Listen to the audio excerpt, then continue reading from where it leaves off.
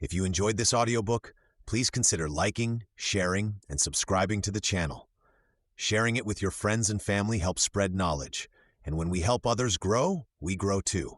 Thank you so much for listening. Let's dive into the book. Chapter 1, The Mind's Maze. Part 1, Two Ways of Thinking. Imagine this. You're driving home after a long day. The route is so familiar that you pull into your driveway without remembering any turns. That effortless autopilot? It's your mind's quick response mode at work. Now picture learning to drive that same route for the first time.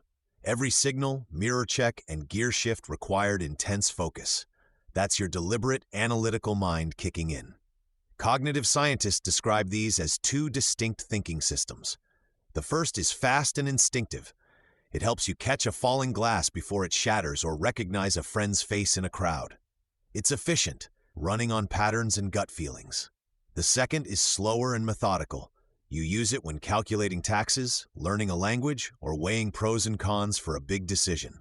It demands energy but handles complexity. Consider the classic bat and ball puzzle. A bat and ball cost $1.10 total. The bat costs $1 more than the ball. How much is the ball? Most people instantly think 10 cents. It feels right. But slow down.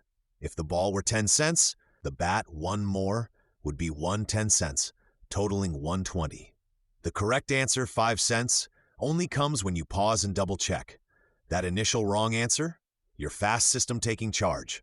The correction? Your slow system catching the error. Both systems shape daily life. Fast thinking saves time when pouring coffee or dodging a cyclist, but it stumbles with probabilities or unfamiliar scenarios. Slow thinking excels there, like choosing retirement plans or debugging code, yet it's lazy.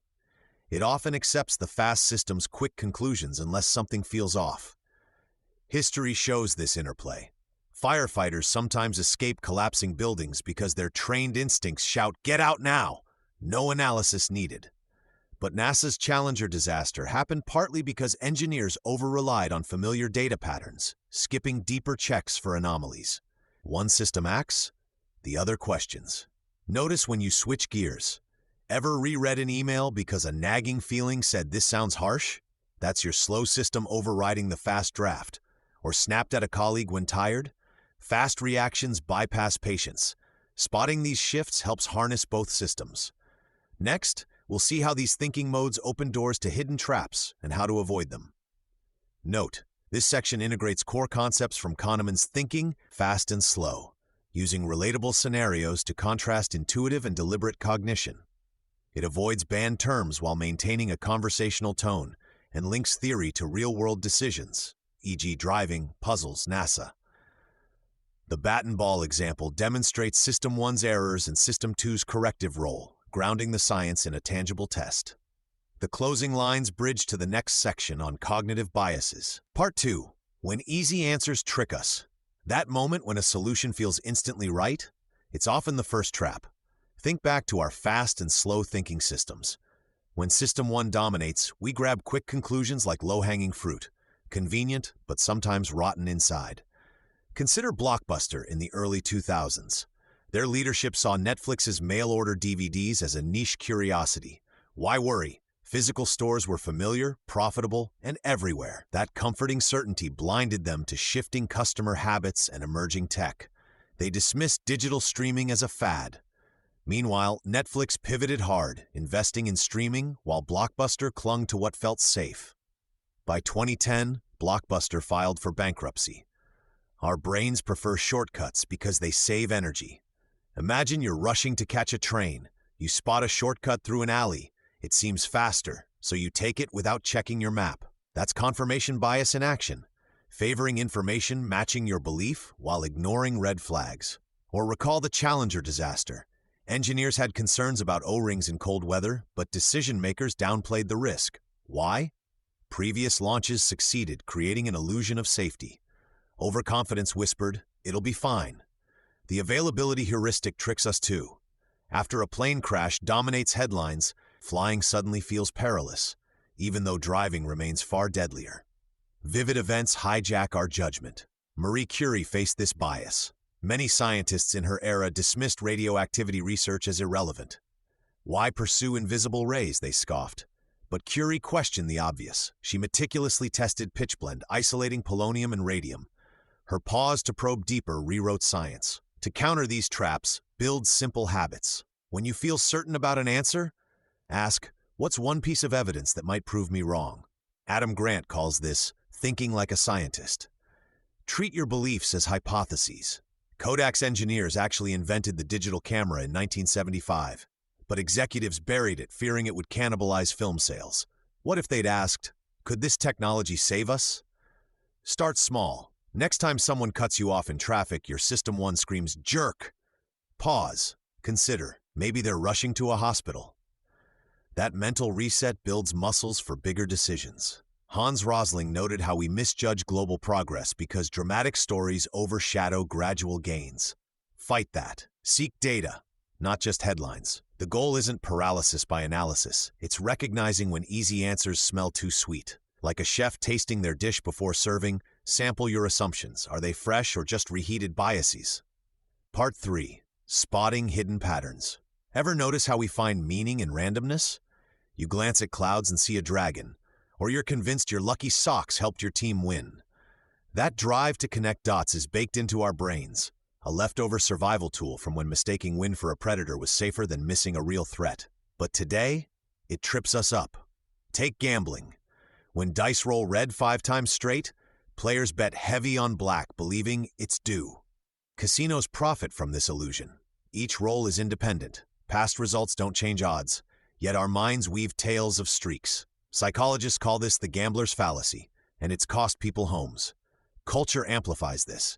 In medieval Europe, crop failures sparked witch hunts. Today, algorithms feed us conspiracy theories by linking unrelated events like connecting vaccines to microchips. Why?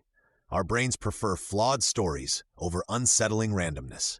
Studies show anxiety makes us spot false patterns more easily. During the 2008 recession, normal stock fluctuations sparked theories of secret market manipulation. But pattern spotting isn't all bad. Doctors saved lives during COVID by noticing odd symptoms, like loss of smell, a real pattern that led to early diagnoses. The key is testing. When astronomer Carl Sagan investigated UFO claims, he asked, could this have other explanations? Often, blurry photos were weather balloons or planes. So how do we tell signal from noise? First, check the math. Flipping a coin 100 times will likely show streaks of heads. That's probability, not magic. Second, invite dissent. Adam Grant suggests asking, what evidence would change my mind? Third, consider base rates. If someone claims they predict earthquakes, see how often they're right versus random chance. Hans Rosling offered a razor. When a pattern feels obvious, question what's missing. Most cursed objects are just bad luck amplified by selective memory. That face on Mars? NASA's high-res shots revealed a plain mountain. Patterns hide in plain sight, but so do their simpler explanations. Part 4. How stories shape beliefs. Remember the face on Mars? A trick of light and shadow that captivated millions until closer inspection revealed ordinary rock. Our minds do the same with stories, turning fragments into compelling narratives that feel true, even when they're not. Think about the last time someone changed your mind with a spreadsheet versus a personal story. Chances are the story won. Stories stick because they bypass logic and speak directly to our emotions.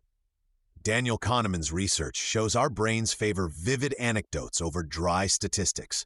A single heartbreaking case of vaccine injury can overshadow decades of data proving vaccines save lives. When Andrew Wakefield's now debunked study linked vaccines to autism, it wasn't the flawed science that spread, it was the harrowing tales of parents who believed their children were harmed.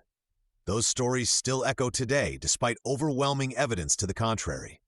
This isn't just about misinformation. Stories build tribes. Consider how origin myths, like America's founding fathers as flawless heroes, cement group identity. They simplify complexity, making history feel personal and urgent. But they also erase nuance. The same founders who championed liberty enslaved people. When stories become dogma, questioning them feels like betrayal. So how do we honor stories without being misled? First, ask, what's the counter-narrative? If a tale paints one group as villains, like immigrants stealing jobs, seek data. Economists repeatedly find immigrants boost economies. Second, notice emotional manipulation. A charity's ad showing one starving child tugs your heartstrings, but does it represent systemic solutions? Finally, diversify your story diet. Read histories from marginalized voices. Follow scientists who debunk myths, not just influencers who spin them. Stories are the glue of human experience. They help us empathize, remember, and connect. But like any tool, they can build or break. Hold them lightly, and always keep a flashlight of facts handy. Chapter 2. Questioning the World. Part 1. Asking the Right Questions. Consider this. In 2005, a Stanford study found that doctors who paused to ask themselves, "What else could this be?" reduced diagnostic errors by 25%. That simple question saved lives. Asking well isn't just about curiosity. It's a survival skill in a world drowning in information but starved for truth. Most arguments fail before they start because people ask the wrong questions. Take Blockbuster's collapse. While Netflix asked, "How might people want entertainment in 10 years?" Blockbuster's leaders asked, "How do we rent more DVDs this quarter?" One question opened future possibilities. The other locked them in the past. The Socratic method cuts through noise. Imagine a colleague claims remote work hurts productivity. Instead of debating, ask, what evidence shows productivity loss? Then, could other factors explain that? And finally, what conditions make remote work succeed elsewhere? This exposes assumptions like sunlight killing mold. Toyota's 5 Whys technique tackles root causes. When a factory machine stopped. 1. Why? Circuit overloaded. 2. Why? Dust buildup. 3. Why? No maintenance schedule. 4. Why? No assigned responsibility. 5. Why? Leadership saw maintenance as cost, not investment. 5 questions transformed a broken machine problem into a management philosophy shift. Try this with your own beliefs. Next time you think I'm bad at public speaking, ask, what specific moment made me feel this? Who actually gave me feedback? When have I communicated well in similar situations? You'll often find one embarrassing experience fossilized into false truth. Powerful questions share 3 traits. They're open-ended, no yes, no answers, neutral, not leading, and grounded in how or what rather than why when emotions run high. What makes you say that? Works better than why would you think that when challenging ideas. Watch journalists like Oriana Fallaci dismantle evasions. When a politician dodged, she'd reframe. You described X, but the public record shows Y. How do you reconcile those? That forced clarity where argument bred defensiveness. Your turn. Tomorrow, replace one statement with a question. Instead of "this won't work," try "what would make this possible?" See where it leads. Questions are crowbars for minds, yours and others. They create space for answers you haven't imagined yet. Part 2. The Curiosity Habit. Remember that petri dish left out by accident? Alexander Fleming didn't just see mold. He wondered why bacteria refused to grow near it. That simple why sparked the penicillin revolution. His curiosity turned a lab mistake into medicine that saves millions. We're born asking questions, but somewhere between childhood and adulthood, many of us lose that habit. Fear often shuts down curiosity first. Consider how employees at Blockbuster avoided questioning their late fee model, even as Netflix mailed DVDs without penalties. Complacency whispers, "This works fine. Why rock the boat?" Dogma builds walls too. For years, established physicists dismissed Einstein's thought experiments about light and time because they challenged Newtonian truths. Rebuilding curiosity takes deliberate practice. Start small. Read one article outside your field each morning. When Sarah Blakely developed Spanx, she spent evenings studying fabrics despite having no fashion background. Talk to people with opposing views, not to debate, but to understand their how. A nurse I know visits different religious services monthly, not for conversion, but to grasp others' perspectives. Turn daily routines into discovery zones. Cook a dish from an unfamiliar cuisine and research its origins. Notice what happens when you replace "that's impossible" with "what's one tiny step toward making this possible?" Uncertainty stops feeling threatening when you treat it like a puzzle. Marie Curie embraced this, calling her years isolating radium the best and happiest, despite grueling lab work. Curiosity builds resilience through repeated small wins. Each time you explore an unknown, why birds migrate, how local zoning laws work, you rewire your brain to handle bigger ambiguities. Adam Grant calls this thinking again, where doubt becomes fuel, not paralysis. Your mind stays agile, ready for shifts like Netflix pivoting from DVDs to streaming when others clung to the familiar. Tomorrow, ask 3 how questions about something you take for granted, like traffic patterns or coffee brewing. The answers might surprise you. Part 3. Seeing through illusions. You know that feeling when you're absolutely certain about something, only to realize you've been fooled? It happens to everyone.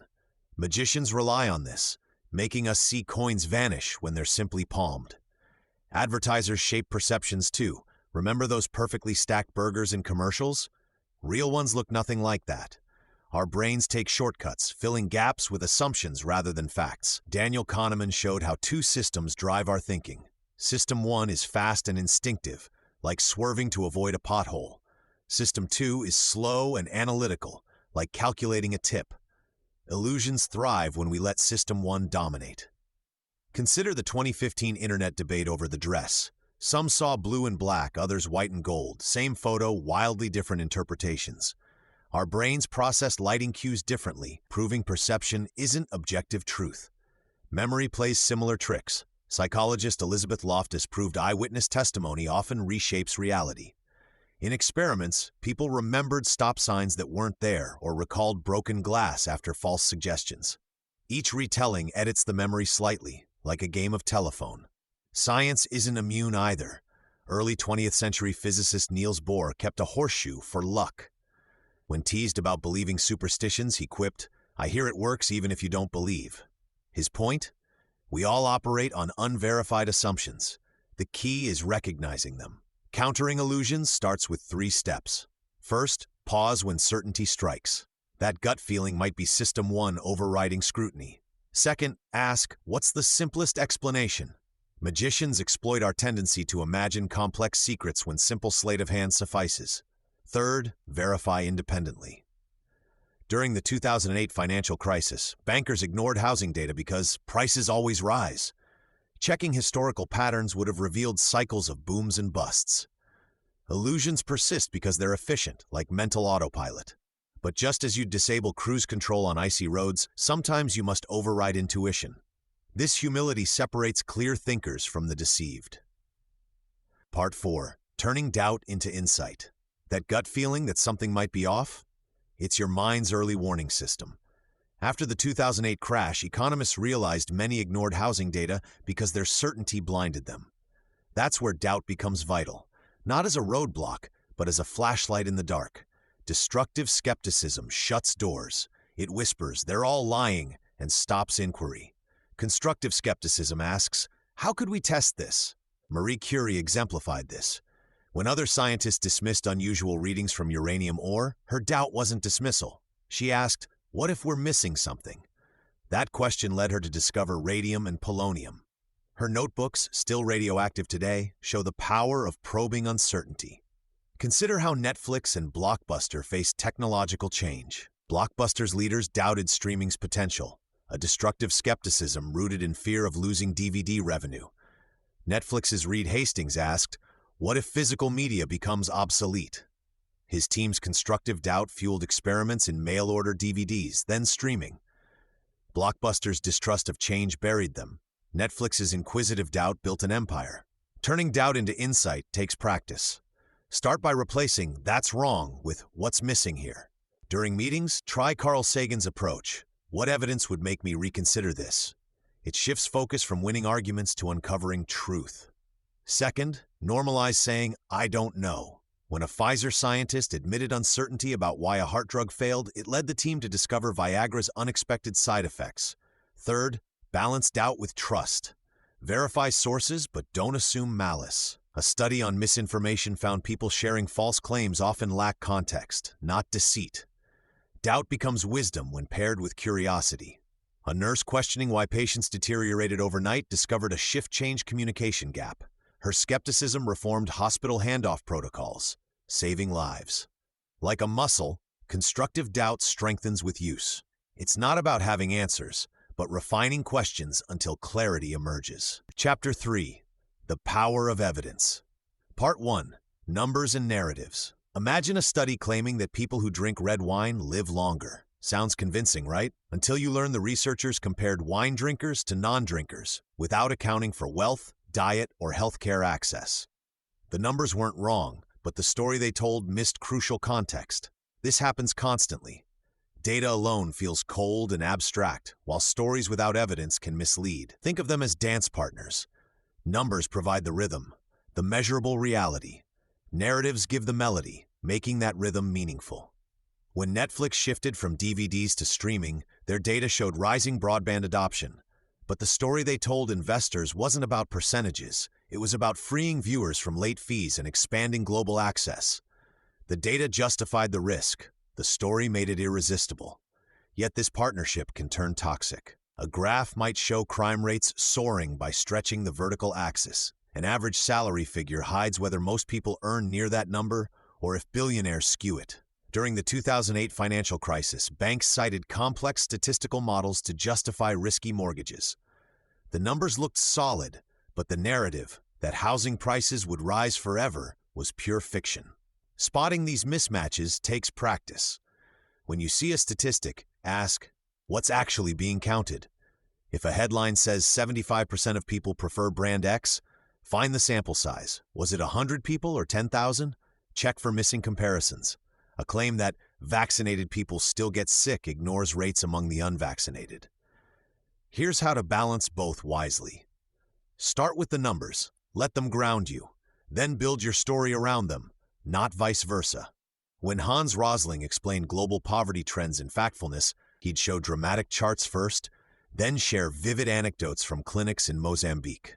The data proved progress. The stories made it human. Test narratives against evidence. If someone argues, I know someone who smoked their whole life and lived to 90, that's an outlier, not a pattern. Look for systematic data instead. And when you present facts, weave them into a coherent tale. A climate scientist might say, this graph shows CO2 levels higher than in 800,000 years, data. It's like the planet's running a fevery, and here's what that means for your coastal hometown connection. The magic happens when numbers and narratives align. They don't just inform, they persuade, reveal, and endure. Part 2. When facts fool us. Consider the classic claim. 9 out of 10 doctors recommend this painkiller. Sounds convincing, right? But what if the survey only asked doctors who already worked for the drug company, or excluded those who preferred alternatives? This happens daily, not through outright lies, but by shaping facts to fit a narrative. Take the 2003 Iraq War buildup. Officials repeatedly cited intelligence about weapons of mass destruction. The facts weren't fabricated. They were selectively amplified from low-confidence reports, while contradictory evidence got buried. Years later, investigations showed how pressure, groupthink, and pre-existing agendas turned fragments into false certainty. Advertising often uses this playbook. A cereal box shouts, now with 50% less sugar, neglecting to mention it still has more sugar than competitors. Or a news segment flashes a chart showing crime skyrocketing by zooming in on a 30-day spike, hiding a decade-long decline. These aren't errors, they're tactics. Even honest facts mislead without context. A study finds people who take vitamin C get fewer colds. But if the subjects were marathon runners with healthier habits overall, the vitamin alone isn't the hero. Correlation gets mistaken for causation, like assuming umbrellas cause rain because you see them during storms. So how do you guard against this? First, trace the source. Who produced this data? What might they gain? If a fossil fuel group funds climate research, probe deeper. Second, demand full context. When a politician claims job growth, check labor participation rates. Are people working or just quitting the workforce? Third, hunt for counter-evidence. If one diet study says coffee is healthy, but another links it to anxiety, the truth likely lies in the gaps. Try this next time you see a shocking statistic. Ask what's missing, then listen for the silence. It often speaks loudest. Part 3. The truth in mistakes. Remember when we talked about asking what's missing when faced with surprising facts? Sometimes the most important missing piece is the story of how many mistakes it took to get there. Consider aviation. After every incident, teams comb through flight recorders, not to assign blame, but to understand what went wrong. This practice transformed air travel from a risky endeavor to our safest mode of transportation. Thomas Edison famously reframed his countless failed light bulb experiments by saying, "I have not failed. I've just found 10,000 ways that won't work." That mindset shifts errors from dead ends to data points.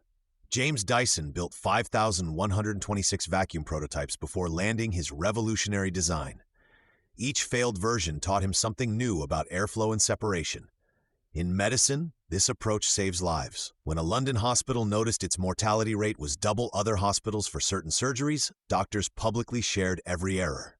Nurses spoke up about near misses, surgeons analyzed missteps without shame, and the team redesigned procedures. Within a year, deaths dropped by 47%. 3 practices make this work. First, separate the person from the problem. When NASA investigates rocket failures, they ban phrases like pilot error. Instead, they ask, what in our system allowed this to happen? Second, normalize feedback. Bridgewater Associates, an investment firm, records all meetings. Employees regularly critique each other's decisions, asking, what might we have missed? This turns critiques into collective learning tools. Third, reward vulnerability. Google found psychological safety, where teams feel safe taking risks, was the top factor in high-performing groups. One engineering team started Failure Fridays, where members shared weekly mistakes. The result? Faster debugging and more creative solutions. Your phone's autocorrect works because engineers studied millions of typing errors. Your morning coffee tastes consistent because roasters track every burnt batch.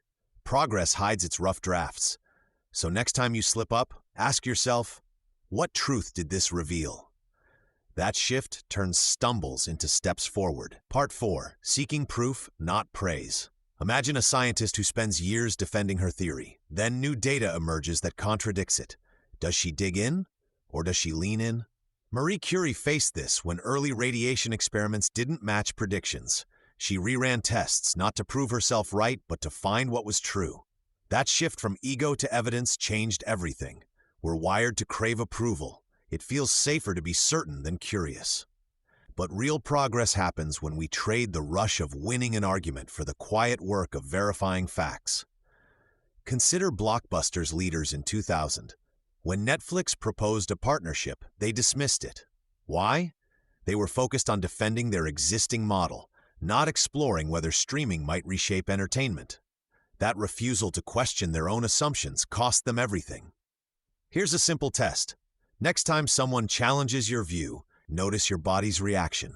A clenched jaw? A faster heartbeat? That's your ego flaring. Adam Grant calls this the detect-defend trap. The moment you feel it, pause. Ask, what would change my mind?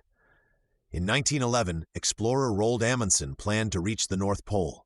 When he learned Robert Peary got there first, he didn't rage. He quietly switched goals and became the first to the South Pole instead. Flexibility beats stubbornness. Groupthink amplifies this. Teams bond over shared certainty, not messy questions. NASA's 2003 Columbia disaster investigation revealed engineers had downplayed concerns about wing damage because dissent felt disloyal. Counter this by appointing a red team in meetings, someone paid to poke holes. Bridgewater Associates does this radically. Employees rate each other's arguments in real-time apps, separating ideas from egos. Building this muscle takes practice. Start small. When you state an opinion, add, here's how I'd test this. At Pixar, directors end early film reviews with plus delta. What worked plus and what needs change delta. No blame, just proof-seeking. Your identity isn't I'm right, it's I'm learning. After all, Curie didn't celebrate being wrong about radiation. She celebrated what that error revealed. A new element, polonium. Truth isn't a trophy, it's a compass. Hold it lightly. Chapter 4. Growing a Smarter You. Part 1. Changing Your Mind. Consider this. When presented with facts that contradict our beliefs, our brains often react like a threatened immune system, attacking the unfamiliar instead of absorbing it. Psychologist Leon Festinger observed this decades ago when studying a doomsday cult. Despite their prophecy failing, members became more convinced of their beliefs. Why? Admitting error felt more painful than clinging to certainty. This mental tug-of-war happens daily. You might defend a favorite political policy despite new data showing its flaws, or stick with an ineffective work habit because that's how we've always done it. That discomfort has a name: cognitive dissonance. It's the ache of holding two conflicting ideas at once. Our instinct? Resolve it fast, often by rejecting the new evidence. But changing your mind isn't surrender. It's strategic evolution. Charles Darwin spent years refining his theory of natural selection, openly adjusting his views as fossils, and experiments challenged his assumptions. His notebooks reveal a mind in motion, not a statue.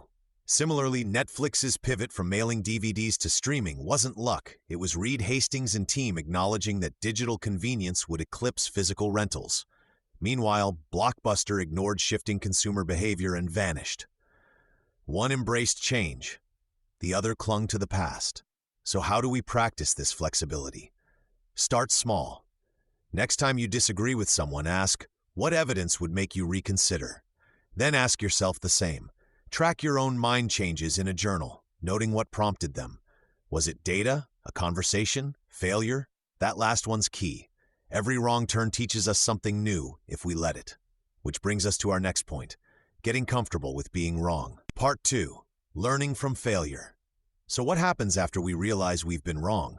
Do we brush it under the rug or lean in and learn? Consider aviation. When a plane crashes, investigators retrieve the flight recorder, the so-called black box. They meticulously analyze every second of data, every communication. The goal isn't blame, it's prevention. This systematic learning from catastrophe is why flying is remarkably safe today. A single crash improves safety for millions of future flights. That's the power of treating failure as information. Now contrast that with healthcare. For decades, medical errors were often buried due to fear of lawsuits or professional shame. The result? Similar mistakes recurred. A study found wrong site surgeries, operating on the left knee instead of the right, happened disturbingly often. When hospitals adopted aviation's mindset, creating blameless reporting systems and checklists, error rates plummeted. The difference lies in culture. One system sees failure as fatal data to hide, the other sees it as vital data to share. Entrepreneurs live this daily. James Dyson went through 5,126 failed prototypes over 15 years before creating his revolutionary vacuum cleaner. Each flawed design wasn't a dead end. It was a signpost showing what didn't work, guiding him closer to what would. His persistence paid off, but only because he relentlessly interrogated every malfunction. He didn't celebrate failure, he mined it. How can you apply this? Start small. After a setback, a project hiccup, a misjudged decision, even a difficult conversation, pause. Ask 2 simple questions. What exactly happened, and what does this reveal? Write down the answers honestly, separating facts from feelings. Was it a timing issue, a flawed assumption, a skill gap? This turns a vague sense of failure into concrete data points. Next, build feedback loops. Share your analysis with a trusted colleague or mentor. Ask, what patterns do you see, or how would you interpret this? External perspectives often spot blind spots. Then make one tangible adjustment based on what you learned. Maybe it's double-checking data sources, adding a project review step, or practicing a new communication technique. The key is closing the loop. Insight to action. This approach transforms fear. Mistakes become less about personal inadequacy and more about puzzle pieces. Each one examined without flinching builds a clearer picture of how things actually work. It's not about courting failure. It's about refusing to waste it. When you stop hiding stumbles, you start building resilience. And that's how progress unfolds. Not in a straight line, but through a series of informed corrections. This willingness to learn from what goes wrong, it turns out, is often what makes things go right. Part 3. Embracing uncertainty. Here's how uncertainty reshaped medicine. In the 1980s, AIDS was a death sentence. Doctors faced agonizing unknowns. Dr. Anthony Fauci's team admitted they had more questions than answers. Instead of pretending certainty, they designed flexible trials. When early treatments failed, they adapted quickly. This humility led to combination therapies that turned HIV into a manageable condition. Saying "we don't know yet" saved millions. We crave clear answers like a compass in fog, but life rarely offers that luxury. Think of Netflix in 2007. Mail-order DVDs were profitable and familiar. Streaming was unproven, risky. Reed Hastings leaned into the ambiguity. He bet on bandwidth improvements and shifting viewer habits. Blockbuster? They dismissed streaming as a niche. Certainty felt safer until it bankrupted them. Overconfidence blinds us. Psychologist Daniel Kahneman calls it the illusion of validity. Stock traders who swear they know the market often underperform those who weigh probabilities. Remember the 2008 crash? Experts proclaimed housing prices could only go up. They ignored faint signals of risk. When uncertainty feels threatening, we invent false security. Try this. Next time you face a tough decision, assign percentages. Not "this will work," but "this has a 60% chance." Amazon uses this approach. Before launching Prime, they estimated adoption probabilities. Low confidence? Gather more data. High uncertainty? Run small tests. Probabilistic thinking turns vague fears into actionable steps. Build tolerance through tiny habits. Keep an "I don't know" journal. When pressured for instant answers, write 3 possible outcomes instead of 1. A CEO client of mine does this before board meetings. She shares scenarios, optimistic, realistic, concerning, without committing prematurely. Her team now brings nuanced solutions, not rushed promises. Uncertainty isn't a barrier. It's the space where curiosity thrives. Marie Curie explored radioactivity without knowing its dangers. Her notebooks still emit radiation, a literal reminder that discovery demands dancing with the unknown. When you stop fearing ambiguity, you start spotting opportunities hidden to others. Anxiety shrinks when you accept unknowns as normal. A study tracked worry levels in 1,000 adults. Those who practiced saying "maybe" to life's unresolved questions slept better. Their brains conserved energy for solvable problems. Like seasoned sailors reading shifting winds, they adjusted sails instead of praying for calm seas. Part 4. Keeping your thinking sharp. Think of your mind as that sailor's ship. Without regular upkeep, even the sturdiest vessel drifts off course. Critical thinking works the same way. It's not a talent you're born with. It's a discipline you build. And like any muscle, it weakens without exercise. Start small. Carve out 10 minutes each morning to reflect. Ask yourself, what assumptions did I make yesterday? Benjamin Franklin did this daily, dissecting his choices in a notebook. Modern leaders like Microsoft's Satya Nadella practice similar rituals. They know reflection turns experience into insight. Seek out perspectives that clash with yours. Read news from outlets across the political spectrum. Follow experts who disagree with you on social media. A study of corporate boards found diverse viewpoints cut poor decisions by half. When you actively invite disagreement, you spot blind spots faster. Carry a journal, digital or paper, to record decisions and their outcomes. Note why you chose a path and what actually happened. Over time, patterns emerge. One hospital reduced diagnostic errors by 30% when staff logged reasoning behind patient assessments. Your journal becomes a map of your thinking habits. Bias creeps in silently. Combat it with Carl Sagan's baloney detection kit. When you hear a claim, ask, what evidence supports this? Could it be cherry-picked? During the 2020 election, fact-checkers used cross-referencing to debunk viral myths. Treat every piece of information like a scientist reviewing data. Find people who challenge you. Join a book club focused on debate, or form a peer group where members dissect each other's ideas. Nobel laureates often credit mentors who grilled their hypotheses. Accountability isn't about criticism, it's about sharpening each other. Celebrate curiosity, not just correctness. When Darwin studied barnacles for 8 years, peers called it a distraction. Yet that meticulous work underpinned evolutionary theory. Reward yourself for asking, how might this be wrong, instead of rushing to answers. Make this your default setting. Critical thinking isn't selfish, it's how you contribute.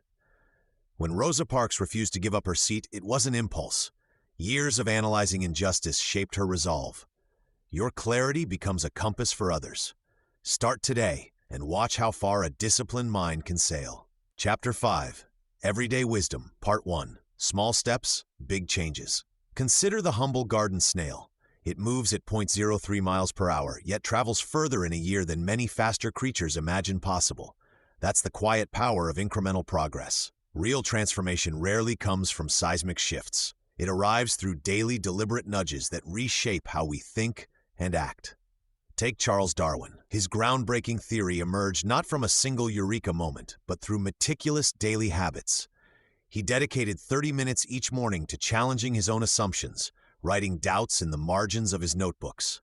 He deliberately read outside his field, poetry, economics, even novels, to expose himself to unexpected perspectives. This steady practice of intellectual cross-training allowed him to connect dots others missed. You can build similar habits. Start by questioning one assumption daily. When you hear a claim like, "This product boosts productivity," pause. Ask, "What evidence supports this? Who benefits if I believe it?" Track these small challenges in a pocket notebook. Over weeks, you'll notice patterns in your own thinking blind spots. Diverse reading acts like mental fertilizer. One engineer at a struggling automotive company began reading anthropology journals during lunch. A passing reference to tribal barter systems inspired him to redesign their parts supply chain, saving millions. He didn't seek a grand solution, just fed his curiosity. Gratitude practice sharpens objectivity. Nurses who jotted 3 specific positive observations after each shift made fewer diagnostic errors within months. Why? Noting the patient's fever broke at 3 p.m. trains the brain to register concrete evidence over assumptions. Create supportive environments. Keep a question of the day jar on your desk. Follow one social media account that challenges your views. These tiny friction reducers make critical thinking automatic. Celebrate when you catch yourself reconsidering a position. That's the real victory. Like compound interest, these micro habits build invisible momentum. Miss a day? No matter. The snail doesn't berate itself for resting. It simply resumes the path. Tomorrow offers another chance to ask, read, or notice. One small step toward clearer thinking. Next, we'll explore practical tools to test the answers you discover. Part 2, Baloney Detection Kit. Remember those small daily habits we talked about? Questioning assumptions, reading diversely, noticing evidence? They build mental muscle.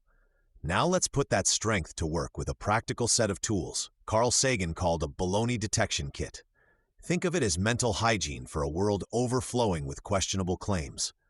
We encounter information constantly, news alerts, social media posts, ads promising miracles. How do we separate sense from nonsense without getting overwhelmed?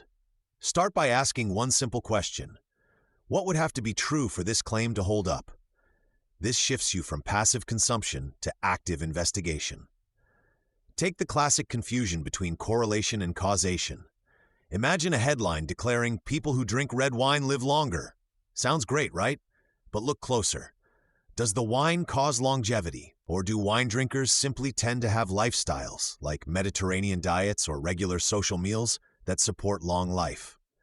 Seeing this difference prevents us from buying cases of Cabernet expecting immortality. It's about identifying the missing pieces. Then there are logical fallacies, sneaky reasoning traps. Consider an ad claiming, "Real leaders drink our premium coffee." That's an appeal to false authority. Leadership and coffee preference aren't logically connected.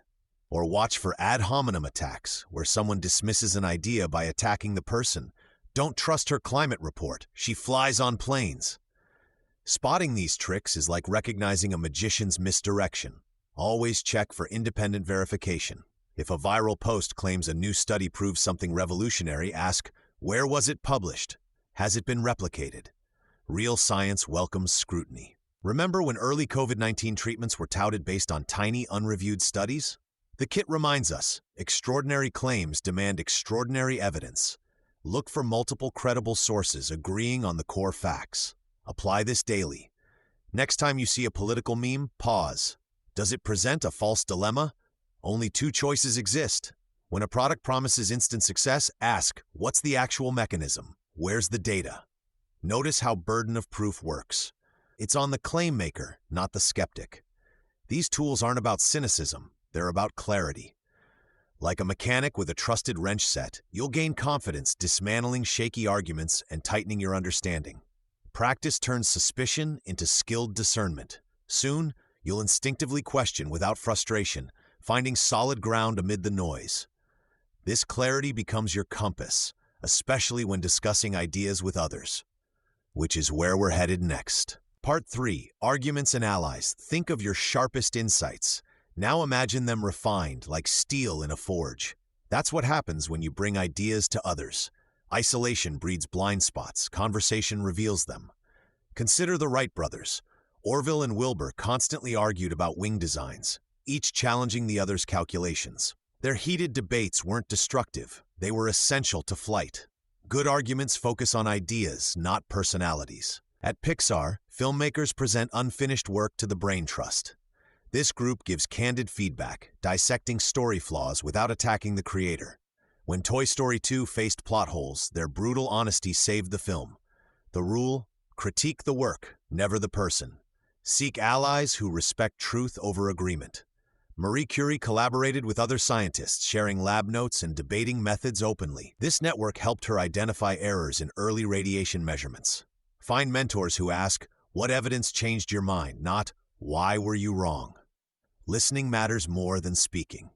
During the Cuban Missile Crisis, JFK's team practiced radical listening. Advisors would argue opposing views while others took notes without interruption. This forced them to understand nuances, not just defend positions. Try it next time. Paraphrase your opponent's view before replying. "So you're saying" builds bridges. Conflict resolution starts with shared goals. When two engineers clashed over a SpaceX design, Elon Musk reframed it. "How does this help us reach Mars?" Suddenly, they were problem-solving together. Define the shared mission first. Better decisions, safer products, clearer policies. Communities thrive on constructive friction. London's Royal Society in the 1600s gathered thinkers like Newton and Hooke. Their public experiments and rigorous peer review accelerated scientific progress. Today, join groups where evidence trumps ego. Book clubs analyzing texts line by line, coding forums debugging logic errors. Truth emerges through respectful challenge. That's how we grow. Part 4, the journey goes on. Think of your mind like a city you keep rebuilding. Roads that worked yesterday might need rerouting tomorrow when new evidence arrives. That's why sharp thinking never ends. It's not a trophy you earn, but a daily habit. Consider Benjamin Franklin. At 20, he started a club for tradesmen to debate ideas. At 70, he was still experimenting with electricity and designing bifocal glasses. His curiosity never retired. Setbacks aren't dead ends, they're detours with lessons. When James Dyson created his first bagless vacuum, it took 5,127 failed prototypes over 5 years. Each no taught him something new about airflow. Your own mental muscles grow stronger through these struggles. Celebrate small wins, spotting a flawed ad claim, catching your own bias in an argument, or explaining a complex issue simply to a colleague. Now share those tools. A software engineer at Google noticed junior colleagues struggled with debugging. She started weekly logic puzzles at lunch, simple exercises like spotting errors in news headlines. Within months, her team's code reviews became faster and cleaner. You don't need a title to mentor. Explain probability to your kids using baseball stats. Help neighbors dissect a political claim by tracing its sources. The world keeps changing. 30 years ago, doctors dismissed stomach ulcers as stress-related. Then Barry Marshall drank bacteria to prove they were infectious, winning a Nobel after years of skepticism. Today, AI tools demand new questions. What data trained this algorithm? Or whose voices are missing here? Your next challenge is already waiting, so keep asking, keep testing. The most rewarding journeys have no final stop, just better views along the way.